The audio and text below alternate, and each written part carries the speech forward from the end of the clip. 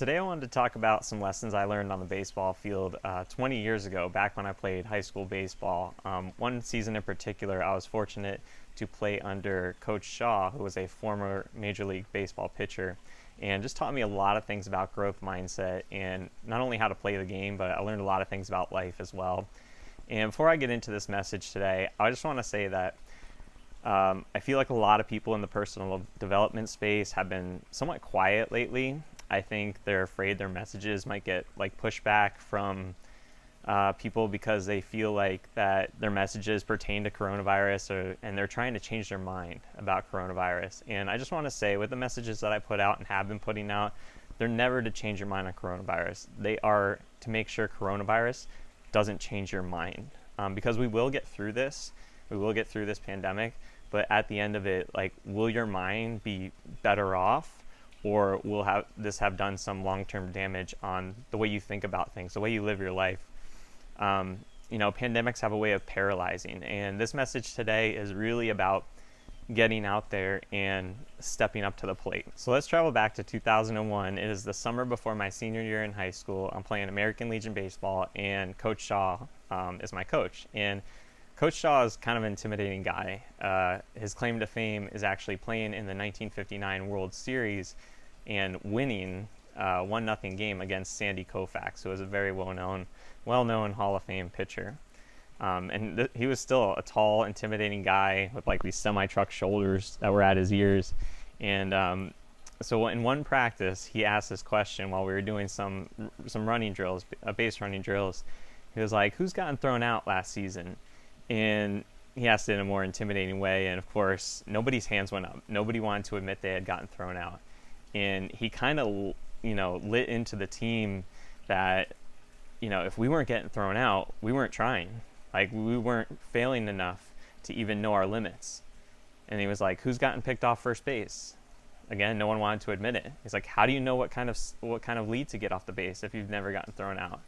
And it was these types of questions that made me realize, like, how limiting I had been in my approach kind of to the game of baseball as a whole, and how much risk I could have been taking to possibly get more success. These types of conversations with Coach Shaw would become routine. I mean, he would explain how the number of outs dictated our willingness to fail and try new things to get extra bases, something I hadn't learned in my prior 10 years of playing baseball. And it wasn't about being reckless. It was just looking at the opportunities and seeing more opportunities when you could. He used to say that any coach that gave the bunt signal, to play small ball, if they did that before like the 7th inning of 9 innings, they just didn't know their ass from their elbow, right? Because any team that hits for the big inning and continues to hit and not bunt and do sacrifices, they would win the game if they got the big inning. And he played for that big inning. He played for those big opportunities to win the game. What I'm trying to get across by explaining all this baseball jargon is that even though Coach Shaw was like this crazy competitor, always wanted to win, he knew the importance of failing. He knew that if the probability of us succeeding was 80, 90, 100%, then we weren't trying enough, right? We have to try more in order to bring those probabilities down. We need to get the bat off our shoulder. We need to step up to the plate. That was the message he was always sending us. In baseball, there's this adage, that's baseball, because you really never know what's going to happen. You can't go into a game thinking you're going to control all these things. You can only control yourself. The sport of baseball has a way of just humbling the best of players and shock you in ways you never knew before. One day you're on top of the world, and then the next the world is on top of you. That's baseball, and in a way that's life, right? We can't go through life thinking that we're going to control every little thing, because life is going to happen. It's this fear of not trying anything because you are unsure of the outcome that I believe is a really infectious thought. This is what I mean when I talk about coronavirus infecting your mind, is you'll take away things from this pandemic that will be lingering with you with your mindset. It's going to spread to other parts of your life if you're not careful. We must know that failure is always an option and success is never certain. Back to the baseball analogy, baseball players take millions of swings throughout their lifetime, and they step up to the plate each time thinking they're going to succeed. They know that even at their best, they're going to succeed maybe 3 out of 10 times. The best Hall of Fame baseball players have around 300 batting average percentages. There's no other sport that you can fail 7 out of 10 times and be a Hall of Famer. One of my favorite players and Hall of Famer, Ken Griffey Jr., sports a lifetime batting average of 284. That means he only got just over 28 hits for every 100 at-bats that he took. Another one of my favorite players, Reggie Jackson, holds the record for most strikeouts as a batter in his career with 2,597.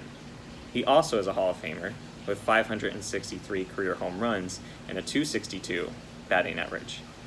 When you think about Reggie Jackson striking out 2,597 times, you have to realize he stepped up to the plate 11,418 times. That's what made him a Hall of Famer. You have to fail that many times if you want to be in the Hall of Fame.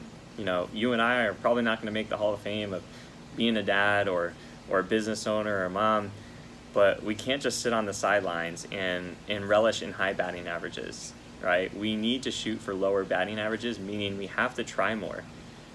We have to bring down the probability of succeeding by trying more things that we know we're going to fail at, but we step up to the plate anyways.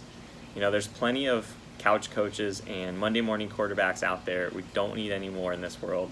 We need more people that are doing things, that are getting out there and willing to fail in order to succeed. You know, as Coach Shaw taught me, and I'm teaching you now, get out there and play the game. Get out there and really play the game.